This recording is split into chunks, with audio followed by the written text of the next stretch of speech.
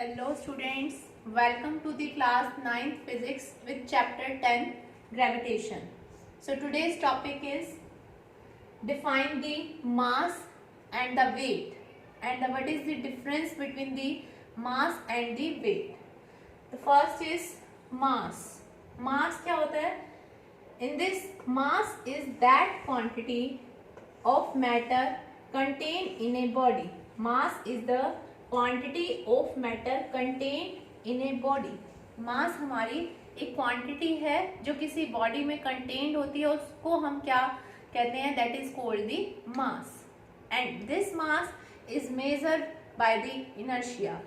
Inertia measures the mass. Inertia जो है वो हमारा किसको मेजर करता है? मास को मेजर करता है. आपकी बुक में गिवन भी दिया हुआ है, if more is the inertia then more is the mass of the object. जैसे मैंने इसका एग्जांपल लिया था कि if we have the two object, just one is the Activa and second is the truck, both are moving with the same speed. When we want to stop these two object then we apply the force. Then the force applied to the truck is more as compared to the force applied to the Activa. It means because the inertia of the truck is more as compared to the inertia of truck.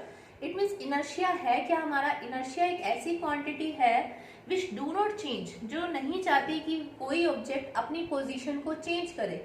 वो नहीं चाहती कि अगर एक object motion में है तो वो स्टॉप हो, या फिर एक ऑब्जेक्ट कोई रेस्ट पोजीशन में है वो मूव करे, या फिर एक ऑब्जेक्ट अपनी डायरेक्शन को चेंज करना चाहता है तो वो चेंज करे. इनर्शिया एक ऐसी क्वांटिटी है. दैट्स व्हाई इनर्शिया नहीं चाहती कि ऑब्जेक्ट जो है वो क्या करे? स्टॉप करे. मूव करे थे ना एक्टिवा एंड आपका ट्रक, तो वो कहते हैं वो नहीं चाहती कि वो स्टॉप करे. दैट्स व्हाई तो जब हम फोर्स लगाते हैं तो हमें फोर्स ज्यादा अप्लाई करना पड़ता है ट्रक के केस में, because inertia of the truck is more. Truck का इनर्शिया ज्यादा होता है हमारा as compare to the inertia of the Activa. Second point है मास रिमेन्स कांस्टेंट, या फिर ये दोनों पॉइंट सेम है कि it is a fundamental property of the body. Mass is the fundamental property of the body. इसका meaning क्या है कि मास रिमेन्स कांस्टेंट. किसी भी ऑब्जेक्ट का मास हमेशा हमारा कांस्टेंट रहेगा. अगर एक ऑब्जेक्ट हमारी 5 किलोग्राम की है, अर्थ पर भी वो इतनी होगी, मून पर भी उसका जो मास है वो 5 किलोग्राम रहेगा, या फिर अदर सैटेलाइट के ऊपर भी उसका मास क्या रहेगा? हमारा कांस्टेंट रहेगा. Third one is mass is a scalar quantity. Mass हमारी क्या है? एक scalar quantity. Scalar quantity it means which has only magnitude no direction, जिसका केवल मैग्नीट्यूड होगा, डायरेक्शन नहीं होंगे. Clear? SI unit of the mass is kilogram. Mass की एसआई यूनिट क्या होती है? किलोग्राम. इसको हम किलोग्राम में मेजर करते हैं, तो this is the SI unit of the mass. Clear? अब आ जाओ वेट. वेट क्या है हमारा? Weight of the body is the force with which earth attract a body. Weight of the body is the force. Weight हमारा एक force है, ठीक है? फोर्स की एक टाइप है. Weight of the body is the force, वो force with which earth attracts the body.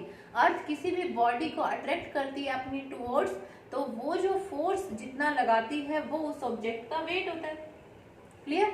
अब आपको पता है कोई एक ऑब्जेक्ट हमारा हाइट पर है from the ground.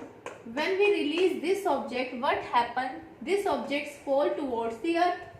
Then the force acting on this object is equal to the mass of that object multiply में acceleration due to gravity.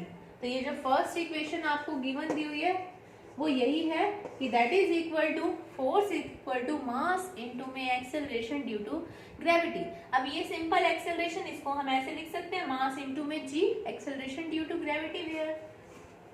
So this force किसके इक्वल आ जाएगा? हमारा वेट. तो अगर आपको वेट फाइंड आउट करना है तो, या फिर आपको फोर्स गिवन दिया, तो आप यही फॉर्मूला, या तो W is equal to M cross G, या फिर F is equal to M cross G का आप ये फॉर्मूला यूज कर सकते हो.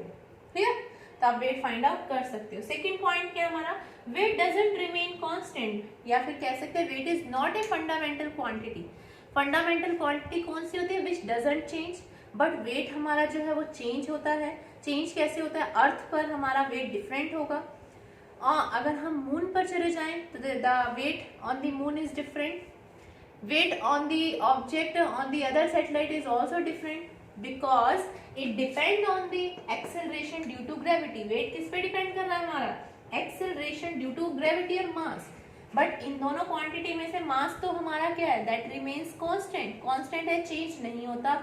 लेकिन जी तो हमारी चेंज होती है। ये आपको जी मैंने पहले भी बताया था, एक्सेलरेशन ड्यू टू ग्रेविटी अर्थ पर हमारी कुछ है, ऑन दी मून अगर हम चले जाएं तो एक्सेलरेशन ड्यू टू ग्रेविटी वहां चेंज है हमारी, अदर सैटेलाइट चेंज है हमारी, तो दैट्स वाई हमारा वेट भी क्या हो जाएगा? डिफरेंट डिफरेंट प्लेस पर हमारा डिफरेंट होगा। नेक्स्ट है it is a vector quantity. Vector quantity means it has direction, magnitude as well as direction. Weight का अपना मैग्नीट्यूड भी है। इट मीन्स जैसे हमने बोला कि 24 न्यूटन वेट है इस ऑब्जेक्ट का, इट मीन्स 24 क्वांटिटी, और 24 it means downward towards the अर्थ। या फिर जिस भी प्लेनेट पर हमने लिया, हमने मून पर लिया, it means downward toward the planets, तो it means it has direction as well as magnitude. As a unit of weight is force, क्योंकि हमने क्या है? Weight is a type of force, तो जो फोर्स की यूनिट होगी वही हमारी किसकी होगी? वेट की। तो ऐसा unit of weight is, sorry force नहीं, ऐसा unit of weight is newton. इसको हम कैपिटल एन से भी रिप्रेजेंट करते हैं। क्लियर? तो इस टाइप से हम डिफाइन कर सकते हैं मास और वेट को। फर्स्ट डेफिनेशन डिफाइन करने की है। After that these 3-4 points are the difference between the mass and the weight. Clear? Now we discuss that what is the weight of the object on the surface of the moon। अब हमें अगर निकालना है weight of the object on the surface of moon, weight of object on the surface of moon, ठीक है। हमें अगर wait निकालना है सरफेस ऑफ दी मून के ऊपर तो कैसे निकालेंगे? अब हमने क्या लिया, ये हमारी एक सरफेस, मून की सरफेस। क्लियर? इसके ऊपर कोई एक ऑब्जेक्ट हमारा m मास का ऑब्जेक्ट है, और m mass of the moon, m लिख लो। This is the small m mass of the object. Clear? अब ये मान लो किसी एक हाइट पर है, तो जो डिस्टेंस हो जाएगी इनके बीच की डिस्टेंस हमारी क्या हो जाएगी? This is the RM, radius of the moon. तो यहां से अगर हम निकालें तो क्या निकल के आएगा हमारा? That is equal to force G mass of the moon, mass of object RM square. ये फॉर्मूला होता था ना हमारा, ये वाला formula, F is equal to GMM upon R square. तो यहाँ हम बस हमने मेंशन क्या किया? This is the mass of the moon, this is the mass of the object, Rm is the mass of the radius of the moon। Clear? तो इसको हम लिख सकते हैं Wm, weight of the moon। If we find out the, अगर हम compare करें तो इस टाइप से हम वेट निकाल सकते हैं। क्लियर? तो in this way we can find out the weight of the moon। अब आपको यहाँ वैल्यू पता होनी चाहिए। आपकी बुक में वैल्यू दी है, मास ऑफ द मून की वैल्यू आपको गिवन दी है। ठीक है? मास ऑफ द मून की वैल्यू आपको गिवन है 7.36 into 10 raised to the power 22 multiply by m divided by में radius of the moon आपको given है 1.74 into 10 raised to the power 6 whole square। This is the weight on the moon। This is the equation number first। इसको हमने क्या लिया? equation number first। clear? This is the equation number first। now अब हमें क्या लेना है कि this is the surface of the earth, this is the centre point, this m is the mass of the earth, there is the one object whose mass is small m and the radius of this that is the r of e। Clear? तब हमें find out करना है weight on the surface of the earth क्या होगा? That is WEFG, mass on the surface of the earth small m divided by में radius of the earth. g की value as it is, mass of the earth हमारा क्या given है 5.9 5.98 10 raised to the power 24 multiplied by small m. Radius of the earth given है आपको 6.37 into 10 raise to the power 6. इसको हम 6.4 भी ले लेते हैं, होल पावर सेकेंड. ठीक है, 2. तो this is the equation number 2. Equation number 2. I rub this diagram.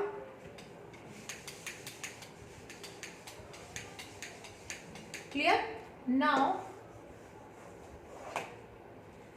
Divide equation first and equation second. अब हम क्या करेंगे, इक्वेशन फर्स्ट और इक्वेशन सेकंड को डिवाइड करेंगे. Divide equation first by equation second. तो after dividing this WM divided by WE. अब यहाँ आप देख रहे हो GG क्वांटिटी कैंसिल आउट हो जाएगी, MM भी कैंसिल आउट हो जाएगी. आफ्टर सॉल्विंग दिस हमारा जो रेशियो निकल के आएगा वो कितना आएगा, 0.165 that is equal to 1/6. weight of moon that is equal to 1/6 WE. तो आपको क्या पता लग रहा है कि weight of an object on moon that is equal to 1/6 of the weight of an object on the surface of earth. On the surface of earth. Clear? तो देखो रिजल्ट क्या निकल गया है कि weight of an object on moon. Moon के ऊपर हमारा वेट कितना होगा, that is 1/6 of weight on an object on the earth. अब आपको मैंने जैसे बताया कि if the weight of an object on the surface of earth की सरफेस के ऊपर किसी एक पर्सन का वेट 60 किलोग्राम है. Clear? Then what is the weight of that person on the moon. Moon के ऊपर उसका कितना वेट होगा, इट मीन्स हमें क्या करना है, 60 डिवाइडेड बाय में 6. तो मून के ऊपर कितना वेट रह जाएगा, 10 किलोग्राम. कितना होगा हमारा, 10 किलोग्राम. क्लियर? तो इन दिस टाइम अगर हम कहें कि weight of an object on the surface of earth 36 kilogram, then what is the weight on the moon, then divided 36 divided by 6. तो कितना होगा हमारा, 6 न्यूटन. क्लियर?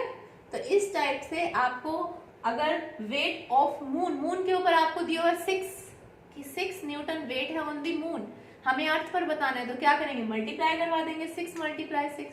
तो इस टाइप से आपको ध्यान रखना है, इसके ऊपर